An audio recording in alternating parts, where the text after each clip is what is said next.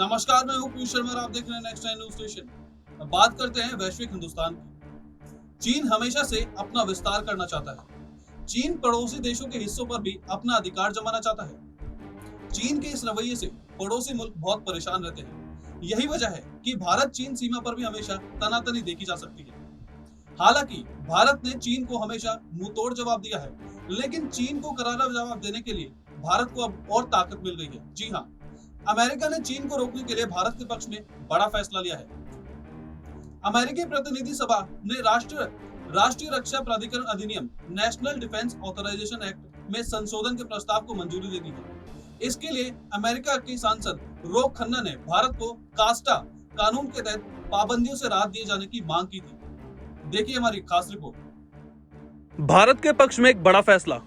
अमेरिकी प्रतिनिधि सभा ने भारत के पक्ष में एक बड़ा फैसला लिया है। प्रतिनिधि सभा ने नेशनल डिफेंस ऑथराइजेशन एक्ट में संशोधन के लिए प्रस्ताव को मंजूरी दे दी है। भारतीय मूल के अमेरिकी सांसद रोक खन्ना ने चीन से भारत की सुरक्षा को खतरा बताते हुए नेशनल डिफेंस ऑथराइजेशन एक्ट में संशोधन की मांग की थी, जिसे प्रतिनिधि सभा ने मंजूरी दे दी है। इस संशोधन के तहत रोक खन्ना ने कास्टा के तहत भारत को प्रतिबंधों के दायरे से बाहर रखने का प्रस्ताव रखा था। क्या है कास्टा कानून? कास्टा कानून के तहत अमेरिका ने ईरान, रूस और उत्तर कोरिया के खिलाफ प्रतिबंध लगाए हैं। यह कानून अमेरिका के व्यापारिक साझेदारी को इन तीनों देशों के साथ द्विपक्षीय कारोबार करने से रोकता है। इसे 27 जुलाई 2017 को पारित किया गया था। भारत ने रूस से S-400 समेत कई रक्षा सौदे किए हैं, जिसकी वजह से कास्टा के तहत अमेरिकी प्रतिबंधों पर खतरा मंडरा रहा है।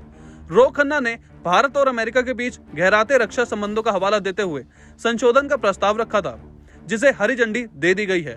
प्रतिनिधि सभा में इसे ध्वनित करने से पारित किया गया है। हालांकि मंजूरी के बाद अभी ये कानून का हिस्सा नहीं बन पाया है। कानून बनने के लिए इसका संसद के दोनों सदनों में पारित होना जरूरी है। भारत के समर्थन में उतरे रोक खन्ना। खन्ना ने संशोधन का प्रस्ताव पेश करते हुए कहा कि चीन की ओर से बढ़ रही आक्रामकता के मद्देनजर अमेरिका को भारत के साथ खड़ा होना चाहिए।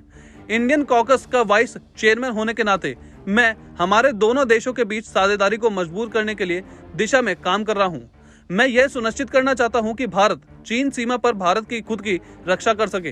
भारतीय मूल के अमेरिकी सांसद रोक खन्ना ने प्रस्ताव में संशोधन की मांग करते हुए चीन से भारत की सुरक्षा का हवाला दिया था। भारत के पक्ष में रोक खन्ना के इस कदम को भारत अमेरिका रणनीतिक साझेदारी को अमेरिका के राजनीतिक समर्थन के तौर पर देखा जा रहा है। रूस को क्या होगा लाभ? यूक्रेन युद्ध के बाद से डेमोक्रेट्स और रिपब्लिकन ने कुछ वर्गों के कास्टा का इस्तेमाल करने की योजना बनाई थी, ताकि रूस को आर्थिक तौर पर चोट पहुंचाई जा सके। दरअसल भारत ने रूस से S-400 मिसाइल रक्षा प्रणाली खरीदा था। इसके बाद से कास्टा के तहत इस एक्ट के तहत कार्रवाई का विचार किया जा रहा था। भारत ने S-400 air defence missile system खरीदने के लिए अक्टूबर 2018 में रूस के साथ $5 अरब का सौदा किया था। उस समय ट्रंप प्रशासन ने चेतावनी भी दी थी कि इस सौदे को लेकर अमेरिका प्रतिबंधों का सामना करना पड़ सकता है।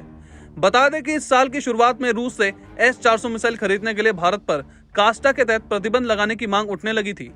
यह मांग तेजी होने से रिपब्लिकन पार्टी के सांसद टेड क्रूज को यह कहना पड़ा था कि इस सौदे को लेकर भारत पर किसी तरह का प्रतिबंध लगाना मूर्खता होगी। अब प्रस्ताव में संशोधन के बाद रूस को इस मोर्चे पर राहत मिल जाएगी। भारत बिना किसी चिंता के साथ रूस के साथ कारोबार कर पाएगा। क्या है NDAA? NDAA दरअसल अमेरिका की रक्षा के लिए जिम्मेदार एजेंसियों को परिभाषा करता है। इसके तहत देश की रक्षा करने वाली एजेंसियां विशेष रूप से रक्षा विभाग की फंडिंग निर्धारित होती है। इस फंडिंग का इस्तेमाल कैसे और कहां किया जाएगा, इसके लिए भी विस्तृत नीतियों का खाका तैयार किया जाता है। जून में हाउस ऑफ सर्विसेज कमेटी के दोनों दलों के समर्थन के साथ इस एक्ट को मंजूरी दी थी। अगर NDAA 2023 में पारित हो जाता है तो इससे अमेरिका की रक्षा के लिए $800 अरब से अधिक की धनराशि उपलब्ध होगी। अमेरिकी प्रतिनिधि सभा ने गुरुवार को उस प्रस्ताव को मंजूरी दे दी है, जिसके बाद चीन को रोकने के लिए भारत अमेरिका के विरोधियों से भी हथियार खरीद सकता है। यह प्रस्ताव कानून बनने के बाद भारत को विशिष्ट छूट प्रदान करेगा।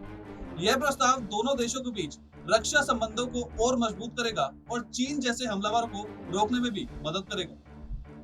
तो फिलहाल वैश्विक हिंदुस्तान में इतना ही। आप देखते रहिए नेक्स्ट टाइम न्यूज स्टेशन।